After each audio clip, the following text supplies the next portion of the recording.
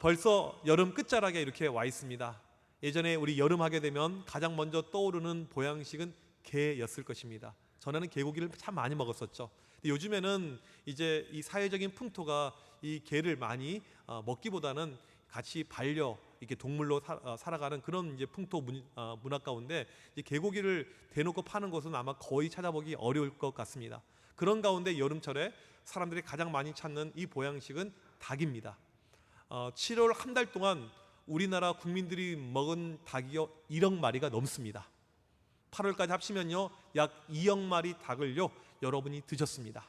1년 동안 우리가 먹는 양의 닭이요 10억 마리가 넘는다고 그래요. 참 어마어마한 대단한 민족이죠. 1년 동안 한 사람이 먹은 평균 닭의 양이 약 20마리 정도 된다고 합니다. 우리나라 이 치킨집 이 가게 수가요 7만 개가 훨씬 넘어요. 교회 수보다 약 거의 한 3만 개가 많을 만큼 그렇게 많은 것이 치킨입니다. 너무나도 우리는 닭을 사랑하고 이 치킨을 사랑하죠. 넌센스 퀴즈를 하나 낼게요. 성경에 나온 인물 가운데 닭을, 치킨을 너무너무 싫어했던 사람은 누가 있을까요? 이렇게 어려워하세요. 방금 성경 말씀 다 읽었잖아요. 누구? 베드로. 네, 제 넌센스라고 이야기했습니다. 베드로가 닭 울기 전에 예수님을 3번 부인했기 때문에 베드로 하게 되면 아마 베드로가 이 시간에 이 자리에 살아 있었더라면 저는 치킨 안 먹겠습니다라고 아마도 말하지 않았었을까, 그렇게 넌센스 그런 마음이 들어봅니다. 오늘 말씀은 이 베드로가 영적으로 무너진 과정에 대해서 기록이 되어져 있는 말씀입니다. 베드로가 무너졌죠. 믿음이 그렇게 좋았던 베드로, 그렇게 훌륭했던 베드로가 한순간에 영적으로 꼬꾸라진 모습을 오늘 말씀을 통해서 보게 될 텐데, 어떠한 과정 가운데 베드로가 무너졌는지 한번 같이 보도록 하겠습니다. 오늘 본문의 상황은 예수님의 체포입니다. 겟세마네에서 간절히 기도하셨던 예수님, 그 기도 후에 이 군인들과 대제사장과 이 종교 지도자들을 통해서 예수님이 체포되게 됩니다. 그리고는 총독인 빌라도에게 끌려가야 되는데 빌라도에게 가기 앞서서 이 유대 대제사장 앞에 먼저 신문을 받는 그런 과정 가운데 있었습니다. 오늘 말씀을 보게 되면 전직 대제사장 안나스가 나오고 그 다음에 현직 대제사장 가야바가 나옵니다. 그런데 오늘 말씀에서 보게 되면 누구한테 끌려가냐면 12절에 안나스에게 끌려갑니다. 전직 대제사장한테 가는 거예요. 현직이 있는데 현직 대제사장인 가야바한테 가지 않고 전직 대제사장에게 가게 됩니다. 왜 그럴까요? 이 안나스의 좀 계보를 볼 필요가 있는데요. 이 안나스가 당시 대제사장직을 AD 6년에서 15년 동안 감당을 하게 됩니다. 그 다음에 그 이후에 자기 사위인 이 가야바가 대제사장직을 감당을 하게 되고요. 그 다음에 이 안나스의 5명의 아들들이 여러 가지 시간 가운데 계속 돌면서 계속해서 이 가문이 대제사장직을 수행을 하게 됩니다. 안나스는 보게 되면 대제사장 가문의 가장과 같은 역할이에요. 그러니까 이 가문의 가장 핵심은 누구냐면 안나스라는 것입니다. 그 당시 실존하는 대제사장은 가야바지만 실제 권한은 전부 다 안나스에게 있었다는 것을 우리가 알 수가 있는 것입니다. 또 이 구약에 보게 되면 대제사장이라는 직분이 한번 직분을 받게 되면 영구직, 평생직이었기 때문에 그런 마인드도 아마 그에게 있었을 것입니다.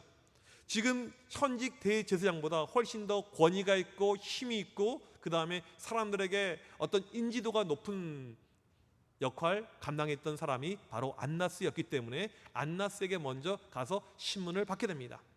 이 당시 안나스가 어디 살고 있었냐면 그 당시 이제 왕조가 하스모니안 왕조라고 하는데 이 왕조의 왕궁이 있습니다.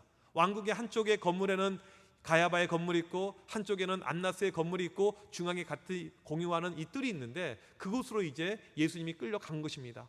이곳은 엄격하게 출입이 통제된 곳입니다. 아무나 들어갈 수가 없습니다. 그곳에 예수님은 지금 끌려가서 신문을 받고 있습니다.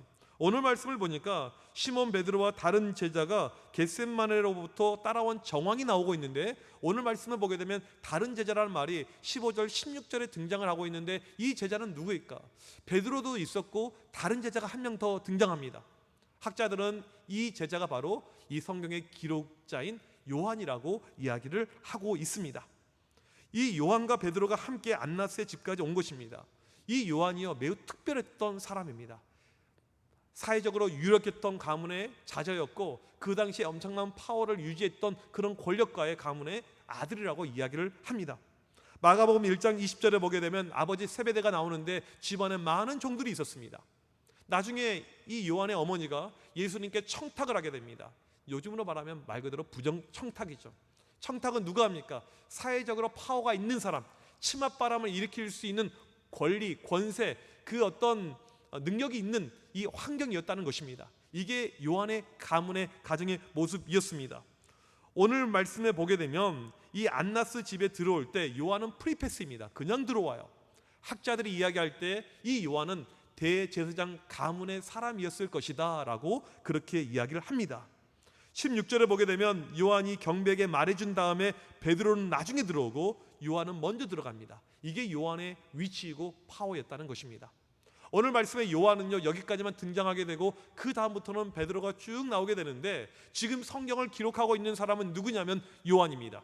예수님께서 체포당하셨던 그날 밤 요한의 관점 가운데 가장 눈에 두드러진 사람은 누구였냐면 베드로였다는 것입니다. 과연 베드로에게 어떠한 일이 있었을까요? 과연 베드로에게 어떠한 일이 있었기 때문에 이 요한은 아주 집중적으로 이 부분을 관찰하고 설명을 하고 있는지 보도록 하겠습니다. 오늘 말씀 15절에 보게 되면 시몬 베드로와 또 다른 제자 한 사람이 예수를 따르니, 오늘 이 말씀 가운데 예수를 따르니에 주목할 필요가 있습니다. 다른 제자들은 다 도망쳤는데 이 두 제자, 특별히 베드로는 끝까지 예수님을 따라갔습니다. 마태복음 16장에서 예수님께서 십자가 질 것을 예고했었을 때 16장 22절에 베드로가 뭐라고 이야기합니까? 이 일이 결코 죽게 미치지 아니하리이다. 예수님 제가 끝까지 쫓아가서 예수님을 지킬 것입니다. 이게 베드로의 마음이었습니다. 겟세마네 동산에서 군인들이 예수님을 잡으러 왔었을 때 베드로는 칼을 빼서 대제사장의 종이었던 말고의 목을 치려고 했었습니다. 이게 베드로의 충심이었습니다. 보통의 믿음이 아니죠. 끝까지 가는 거예요. 대제사장 집 안나스의 집 끝까지 베드로는 가서 충성했던 것이 이 베드로의 모습입니다. 저는 이 베드로의 모습을 떠오를 때마다 생각나는 찬송가가 있습니다. 찬송가 324장입니다. 예수 나를 오라 하네. 2절 가사를 보게 되면 겟세마네 동산까지 주와 함께 가려 하네. 피땀 흘린 동산까지 주와 함께 가려네. 3절에 심판하실 자리까지 주와 함께 가려 하네. 심판하실 자리까지 주와 함께 가려네. 참 은혜가 되는 찬양이죠. 저는 이 찬양 가사의 주인공이 다름 아닌 베드로라고 그렇게 생각이 되어집니다. 다른 제자들은 다 무서워서 도망갔어요.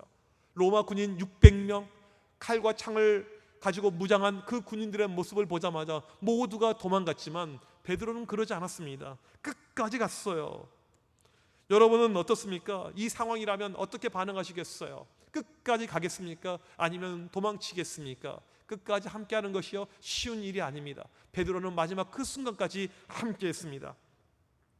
베드로와 이 요한 함께 안나스 집에 도착했었을 때 요한은 프리패스 그냥 들어갔지만 베드로는 신분 확인 절차 때문에 들어가지 못합니다. 출입이 통제가 된 거예요. 여러분 이 근처에 우리 용산 이 미군 부대를 가보게 되면 혹시 출입을 해보신 분 계시겠지만 출입증이 있는 사람만 들어갈 수가 있습니다.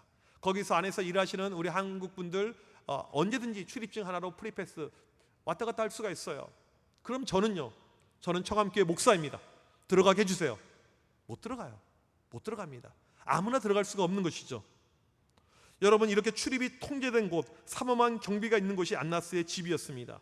문을 지키고 있습니다. 경비가 있어요. 못 들어간다는 거예요. 베드로 안 된다라 그러는 것입니다. 보통 이런 상황이면 포기하고 그냥 집에 가는 것이 마땅하는데 이때 베드로의 모습이 어떠한 모습이었냐면 16절에 베드로는 문 밖에 서 있는지라. 베드로에게 포기가 없어요. 문 열릴 때까지 저는 기다리겠습니다. 문 열릴 때까지 저는 기다리다가 들어가겠습니다. 예수님을 지켜야 되고 구해야 되고 이 사명감이 베드로에게 불타올랐다는 것을 알 수가 있습니다. 결국에 요한의 도움을 받고 요한이 이야기해 주니까 문이 열렸고 베드로가 들어가게 되었습니다. 하지만 이때 문제가 생깁니다. 안나스 집에 들어가는데 여기 있는 여종이 잠깐만 당신 보니까 예수님의 제자 같은데, 예수의 제자 같은데 이렇게 이야기를 합니다. 제자 맞죠? 라고 이야기를 했었을 때 베드로가 17절에 매우 당황하면서 바로 뱉은 말이 있습니다. 나는 아니라. 이게 헬라어로 우크에임이에요. 나는 아니라, 나 아닙니다. 아니 어떻게 보면 베드로가 방금 전까지 죽으면 죽으리라, 예수님 내가 마지막까지 지키겠습니다라고 그런 마음으로 함께 있는데 한순간에 자기도 모르게 입에서 말이 나오는 거예요. 우크에이미, 나는 아닙니다. 영어로 I'm not, 나는 아닙니다. 여러분, 이 우크에이미, 여기에 대한 반대말이 있습니다. 여러분, 우크에이미는 오늘 처음 들으셨겠지만 이 반대말은 여러 번 들으셨을 거예요. 그동안에 제가 요한복음 설교를 하면서 한 번도 아니고 두 번도 아니고 계속해서 반복적으로 했던 표현 하나가 있습니다. 에고에이미, 영어로 I am, 나는 누구입니다. 예수님께서 자신의 신적 존재를 증명할 때 사용하셨던 표현, 무려 요한복음에 7차례에 걸쳐서 에고에이미, 내가 누구인지를 보여주었던 바로 그 말씀. 나는 선한 목자다, 나는 생명의 떡이다, 나는 양의 문이다. 요한복음을 관통하고 있는 가장 중요한 이 핵심 어린 문구가 에고에이미, I am, 나는 누구다, 이 표현이에요. 지금 요한은요, 지금 베드로는요 반대로 이야기를 합니다. 우크에이미, 나는 아닙니다. 자기 스승 예수님은 나는 누구입니다, 떳떳하게 에고에이미라고 이야기했는데 그의 제자였던 베드로는 우크에이미, 나는 아닙니다, 거부하며 부인하며 예수님과 반대의 길로 가고 있습니다. 아니 불과 얼마 전까지만 하더라도 목숨을 다 바쳐서 내가 예수님을 지키겠습니다라고 이야기했던 이 베드로의 마음이 급변해버린 거예요. 우크에이미 가고 있습니다. 이 베드로 말씀을 잘 보게 되면요, 어떻게 한 여자의 목소리 하나에 넘어가는 것을 알 수 있습니다. 그렇게 강인했던 베드로가 한 여자의 이런 주장 하나에 의해서 무너지고 있습니다. 나는 아닙니다, 우크에이미, 저 모릅니다, 예수님 누군지 저랑 상관없습니다. 여러분, 우리의 신앙이란 것이요, 언제 무너지게 되냐면요, 어떤 큰 환난과 풍파가 찾아올 때 무너지는 것이 아니고 작은 것에 무너지게 됩니다. 작은 것에요, 아주 사소한 것에, 별것도 아닌 것에. 이게 사탄의 전략이에요. 우리를 무너지게 하는 것은요, 여러분 목에 칼을 들이대면서 너 믿을래 안 믿을래 그렇게 이야기하지 않아요. 아주 작은 것에. 교회에서 보게 되면 사람들이 시험에 빠지게 될 때 보게 되면 제가 예수 그리스도의 십자가의 복음을 잘못 증거해서 시험에 빠진 경우는 거의 없습니다. 어떻게? 찬양대에서 간식이 나왔는데 보니까 백설기예요. 나는 시루떡을 좋아하는데 누가 백설기 준비하라고 했어. 지는 얼굴이 하얘니까 백설기 좋아하겠지. 하얀 것들이 하면서 막 분노해요. 여전도에서 놀러 갔습니다. 야유회를 갔어요. 뭐 지금은 꿈 같은 이야기지만요. 보니까 식당을요 생선 구이집으로 잡아놨습니다. 야, 내가 베드로냐 생선을 먹게? 쌈밥을 먹어야지. 그러면서 사람들이 싸워요. 쌈밥은 조심해야 됩니다. 우리는 기억해야 돼요. 우리 신앙생활은요 사소한 것에 넘어지게 됩니다. 베드로가 여인의 목소리 하나에, 그 음성 하나에 넘어질 줄 누가 알았겠습니까? 600명의 군인들이 왔었을 때도 베드로는 흔들리지 않았어요. 하지만 여인 한 명이 이야기에 있었을 때 자기도 모르게 우크에이미, 예수님을 부인해 버렸습니다. 이때 날씨가 쌀쌀했던 것 같습니다. 예루살렘은 해발 600m에 위치하는 곳이기 때문에 이 봄철이지만 금방 밤이 되게 되면 날씨가 추워집니다. 그래서 오늘 말씀에 보면 사람들이 불을 펴서 함께 몸을 녹이고 있는 장면이 나옵니다. 이때 베드로가 18절에 함께 서서 쬐더라. 안나스의 집에 있는 사람들과 벌써 친해져서 그들과 교제도 하고 모닥불을 지펴놓고 함께 불을 쬐고 있습니다. 지금 불 곁에 있는 이 사람들은요 사회적 약자들이에요. 늦은 밤 한밤중에 집에 들어가지 못하고 숙소에 들어가지 못하고 불을 쬐고 밖에서 일을 하고 있었던 종들, 하수인들이었습니다. 마치 우리로 치면 한겨울에 인력시장에 나가보게 되면 새벽 이른 시간에 일거리를 찾아서 불을 쬐면서 기다리고 있는 그런 분들을 보게 되죠. 그런 사람들과 비슷한 그런 어떤 분위기였다는 것입니다. 함께 불을 쬐면서 이 사람들과 교제도 하면서 분위기가 한참 좋아지고 있었던 그 타이밍, 바로 그때 마태복음 27장 11절에 보니까 또 여종 하나가 거기 있는 사람에게 저 사람도 나사렛 예수와 함께 있었던 자다, 그렇게 이야기합니다. 그 순간에 옆에 같이 불을 쬐고 담소를 나누고 있었던 사람들이 맞습니까? 당신 저 예수랑 같이 있었던 사람입니까? 묻습니다. 이때 베드로의 입에서 다시 한번 또 나옵니다. 우크에이미. 이게 바로 18절입니다. 또 나와요. 나는 아닙니다, 나는 모릅니다. 오늘 말씀에서 25절 베드로가 또 우크에이미 하면서 무너져 내려 버린 모습을 보게 됩니다. 베드로는 우크에이미 벌써 짧은 시간에 2번 반복합니다. 3년 동안 그렇게 강인한 믿음을 가지고 살았던 베드로가 아주 짧은 시간에 2번에 걸쳐서 우크에이미 하면서 영적으로 무너져 내려 버렸습니다. 여기서 주목해야 될 것은요, 지금 베드로의 상황이에요. 거기 함께 있었던 사람들이 많습니다.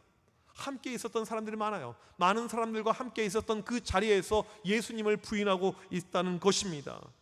여러분, 우리의 신앙이요, 참인지 가짜인지 어떻게 알 수 있는 줄 아십니까? 많은 사람들 앞에 있을 때 알 수가 있어요. 교회에서는 알 수가 없습니다. 아, 저분은 열심히 기도하고, 저분은 열심히 찬양하고, 열심히 예배하고, 하나님께 열심히 헌신하고, 그게 여러분의 참된 신앙의 기준점이 되기가 어려워요. 생각보다 쉽지가 않습니다. 우리의 참된 믿음은요, 수많은 사람이 있을 때, 수많은 사람들의 인파 가운데 있었을 때, 그때 여러분의 믿음이 진짜인지 가짜인지가 선명하게 드러나는 것입니다. 게리 토마스가 쓴 일상 영성이라는 책이 있습니다. 이 책에 보게 되면 예수님께서 우리에게 원하시는 삶은 해야 할 일과 해서는 안 될 일을 명확하게 목록화되어져 있지 않다는 것입니다. 우리의 일상생활에서, 쉽게 말하면 직장과 가정 안에서 우리의 진짜 영성에 대한 부분이 드러난다는 것입니다. 교회에서 영성이 드러나는 것이 아니고 우리의 사회의 삶 가운데 진짜 영성이 드러난다는 그런 내용입니다.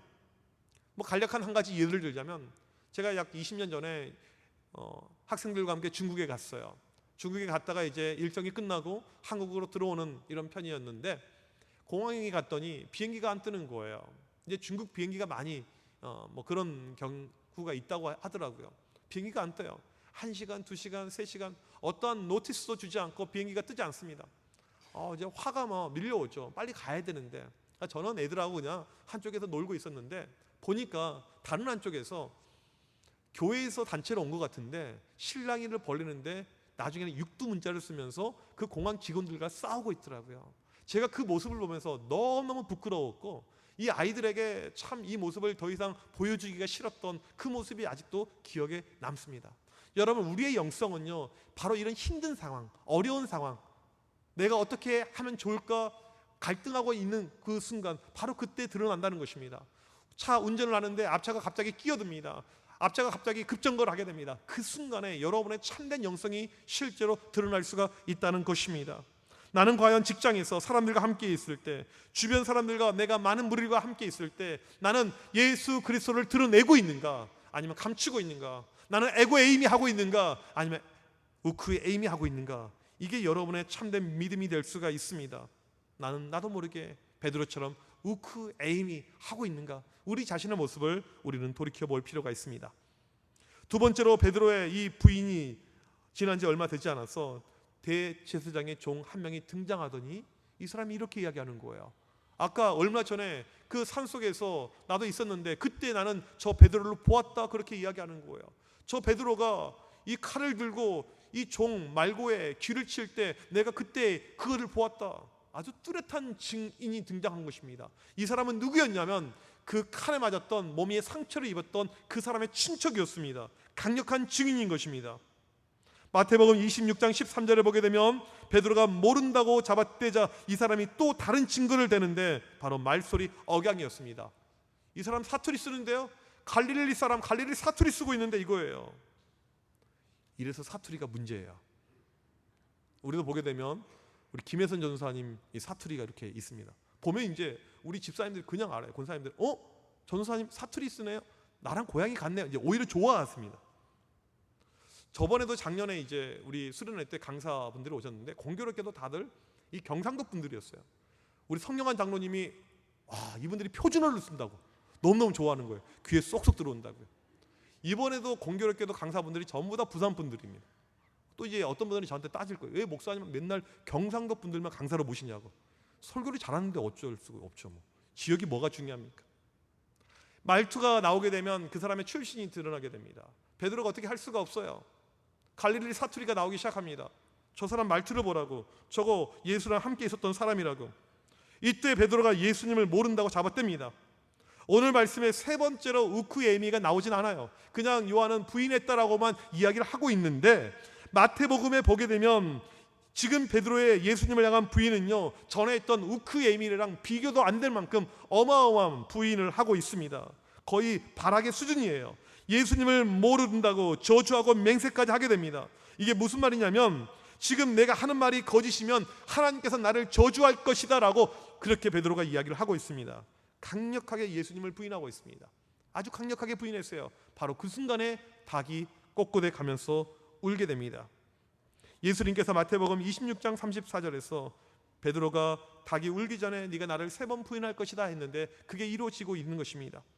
마태복음 26장 75절에 보니까 베드로는 닭이 우는 바로 그 순간에 자기의 모든 과거가 떠오릅니다. 자기의 잘못을 깨닫게 되는 거예요. 우크에이미했던 그 모습, 그 불행했던 부족한 자기의 모습이 깨달으면서 기억이 나면서 심한 통곡을 하면서 울며 불며 하고 있습니다. 여러분, 우크에이미, 바로 이 순간은요 베드로 인생에서 최고의 치욕적인 순간이었습니다. 인생에서 다시는 생각하기 끔찍한 그런 과거였다는 것입니다. 예수님을 한 번도 아니고 3번이나 걸쳐서 우크에이미, 아주 치욕적인 그런 과거였죠. 여러분, 유럽에 가보게 되면요 이 교회당, 이 성당, 이 첨탑에 이 닭이 이렇게 있는 것을 가끔 보게 됩니다. 우리나라 성당 가운데 곡성 성당에도 이게 있습니다. 왜 첨탑 위에, 십자가 위에 이 닭을 매달아 놨냐면 이게 베드로의 회개를 상징한다는 거예요. 이 모습을 보면서 베드로가 옛날에 저런 잘못을 했는데 우리는 절대 저런 잘못을 저지르지 말자, 우리는 절대 우크에이미 하지 말고 참된 회개하면서 살아가자, 이런 어떤 의미에서 이 닭을 이 십자가 꼭대기에 매달아 놓은 이런 교회들이 있습니다. 믿음에 대해서 자부했던 베드로지만 3번이나 예수님을 부인합니다. 우크에이미, 나는 아닙니다. 나는 예수님과 상관없습니다. 예수님과 상관없이 살겠습니다. 이게 베드로의 모습이었습니다. 오늘 이 말씀 가운데 저는 2가지로 우리 가운데 좀 적용할 부분을 말씀을 드리려고 합니다. 첫 번째로 무엇이냐면 우리 역시 우크에이미 할 때가 있다는 것입니다. 오늘 말씀에 누가 무너졌습니까? 천하의 베드로가 무너졌어요. 3년 동안 예수님과 동거동락했던 제자 중에 으뜸이라고 했던 베드로가 무너졌습니다. 여러분 기억하십시오. 세상에 완벽한 신앙인은 어디에도 존재하지 않습니다. 세상에 완벽한 목사도 없어요. 누구나 다 허물이 있고 죄가 있습니다. 그러니까 사도 바울이 오죽하면 고린도전서 10장 12절에서 그런즉 선줄로 생각하는 자는 넘어질까 조심하라. 누구도 완벽하지 않습니다. 오늘 또 우리는 우크에이미하면서 넘어질 수가 있다는 거예요. 아마 여러분들이 과거 신앙생활할 때 마음속에 결단들, 고백들 많이 하셨을 것입니다. 주님, 내가 주님을 위해서 헌신하겠습니다. 내 일생을 바치겠습니다. 만약에 여러분이 했던 그 결단들이 여전히 여러분의 삶에 유효하다면 아마 이 자리의 대부분은 목회자나 선교사가 되었을 거예요. 아니면 지금 아프가니스탄이 이렇게 힘들어하는데 주님, 제가 그곳에 가서 제가 죽더라도 복음을 증거하겠습니다, 이런 마음들이 여러분들 가운데 있을 것입니다. 하지만 우리의 결심들이요, 우리의 결단들이요 금방 무너져 내립니다. 과거에 그렇게 열심히 하나님을 내가 자꾸 부르짖었는데 한순간에 꾸꾸러지는 거예요. 나도 모르게 지금 우크에이미 하고 있는 것입니다.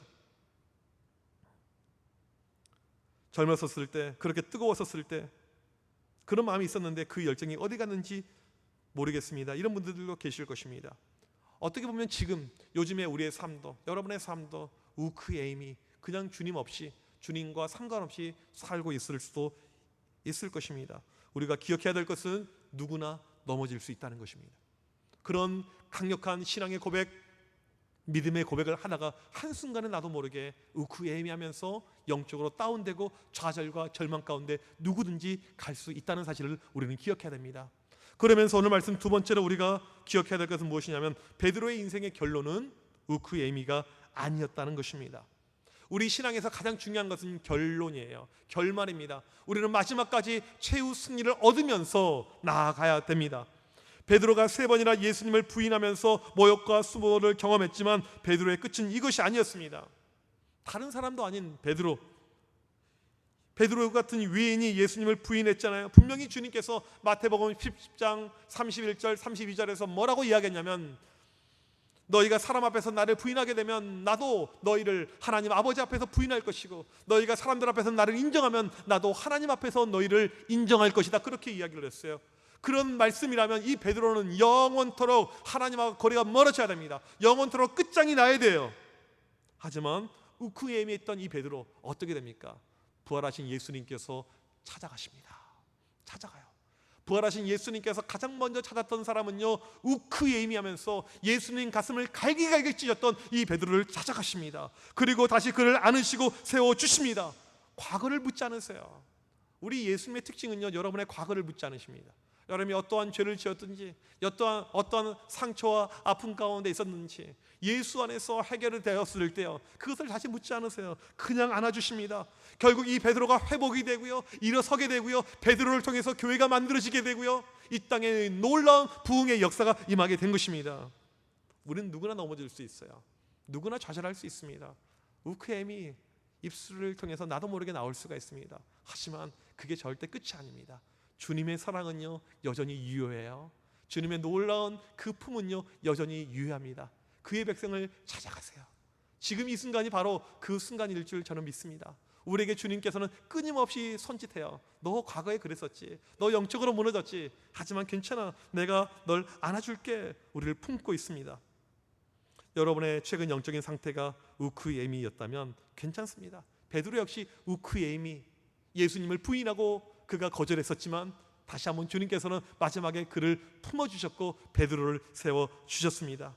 사람의 변화는요 한순간이에요. 예수님의 사랑의 놀라운 역사가 일어나게 되면 한순간에 그의 모든 거부들, 거절의 마음들이 긍정의 마음으로 변화되는 것입니다. 여전히 부족하죠? 여전히 우리는 연약하죠? 여전히 넘어지죠? 여전히 쓰러지죠? 여전히 나약하죠? 우크예미, 우리의 삶에 얼마나 많이 있는지 모릅니다. 그러할지라도 예수님의 사랑이 그 위에 있다는 사실을 믿으시길 바랍니다. 그리고 여러분을 인도하시고 이끄실 것이고 회복할 줄 믿습니다. 오늘 또 그 믿음을 가지고 주님께 나오는 우리 모두가 되시길 주님의 이름으로 간절히 축복합니다. 우리 시간 자리에서 일어나셔서 함께 이 찬양 고백합시다. 주 나의 모습 보내. 우크예미했던 우리의 모습을 주님께서 보십니다. 상한 나의 마음을 보십니다. 주님께서 베드로처럼 흘렸던 그 눈물을 아십니다. 홀로 울던 우리의 마음을 아십니다. 우리 같이 이 찬양 고백하겠습니다.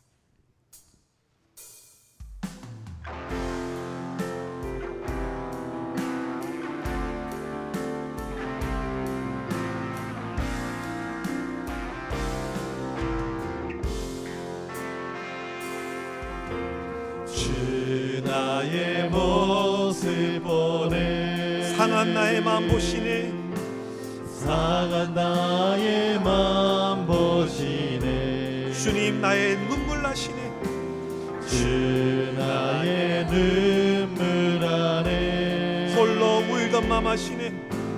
홀로 울던 마음 하시네. 세상 소망 다 사라져가도 세상 소망 다 사라져가도 주의 사랑이 끝이 없으니 살아가는 모든 순간이 살아가는 이 모든 순간이 주의 힘을 나는 믿네. 주 사랑 내게 있네.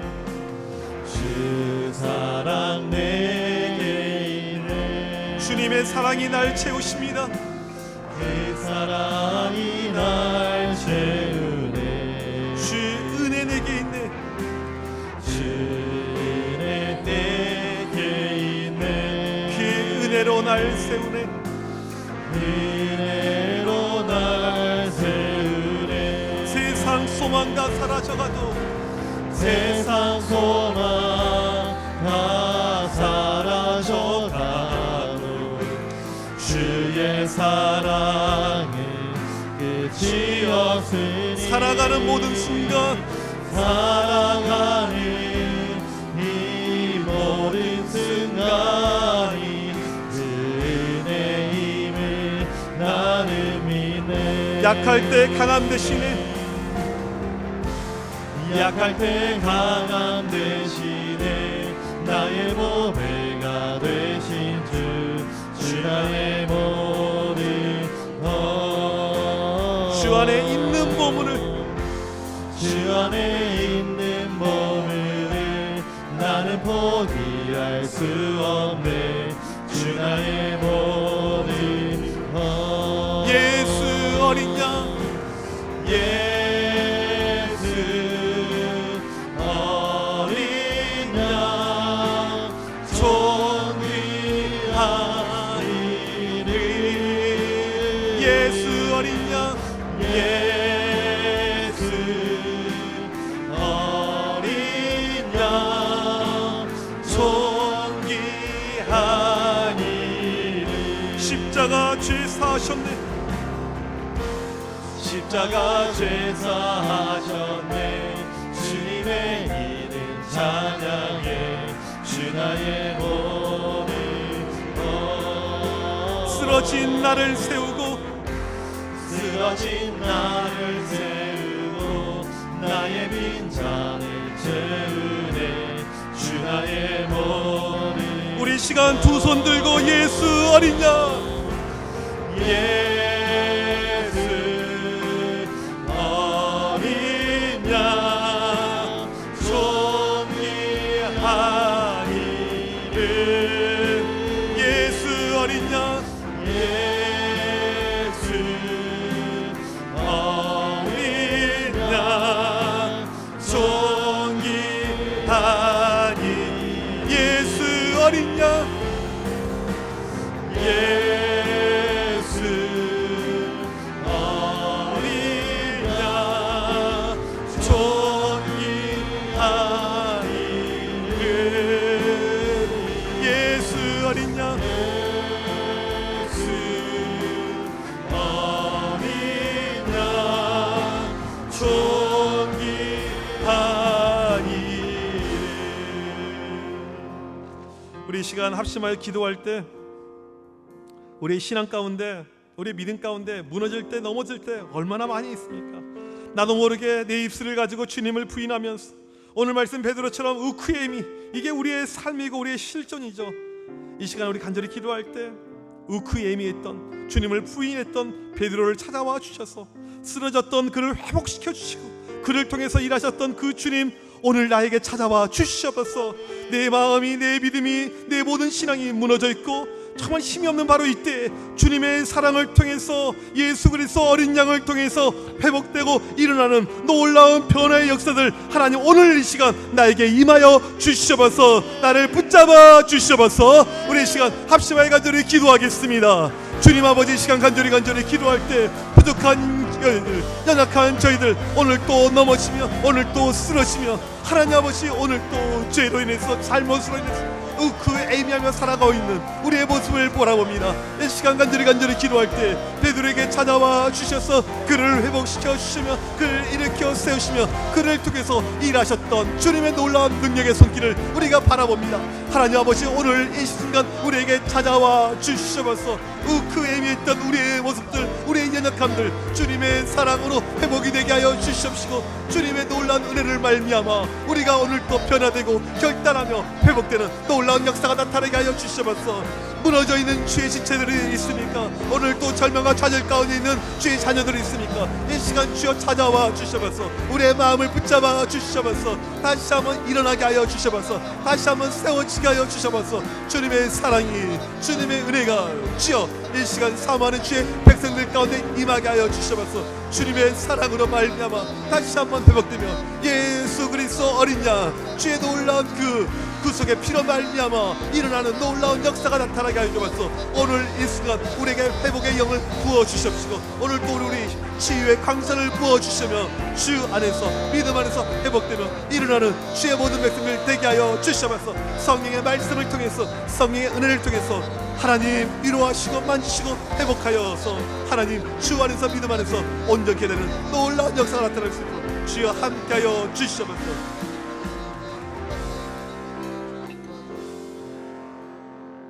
하나님 아버지 감사합니다. 저희들 너무나도 부족하고 너무나도 연약하여서 오늘 또 넘어지고 오늘 또 좌절과 절망 가운데 있을 때가 너무나도 많이 있습니다. 주님을 믿노라 입술로는 고백하면서 베드로처럼 우크에임이 주님을 부인하며 살았을 때가 너무나도 많이 있었음을 고백합니다. 이 시간이란 우리를 불쌍히 여겨주시며 긍휼히 여겨주시며 우리 가운데 회복의 영이 임하게 하여 주시옵소서. 우리를 사랑하시되 끝까지 사랑하시는 주님의 사랑으로 말미암아 무너졌던 우리의 신앙들 침체된 신앙들 우크에임이 신앙에서 회복의 역사가 나타나게 하여 주시옵소서. 지금은 우리 주 예수 그리스도의 크신 은혜와 하나님 아버지의 그 크신 사랑하심과 성령님의 유료교통하심이 무너졌던 베드로를 회복시키시며 우크에임이 상태에서 온전케 만들어졌던 주님의 사랑을 갈망하는 주의 모든 백성들 머리머리 위에 지금부터 영원토록 함께 있을지어다. 아멘.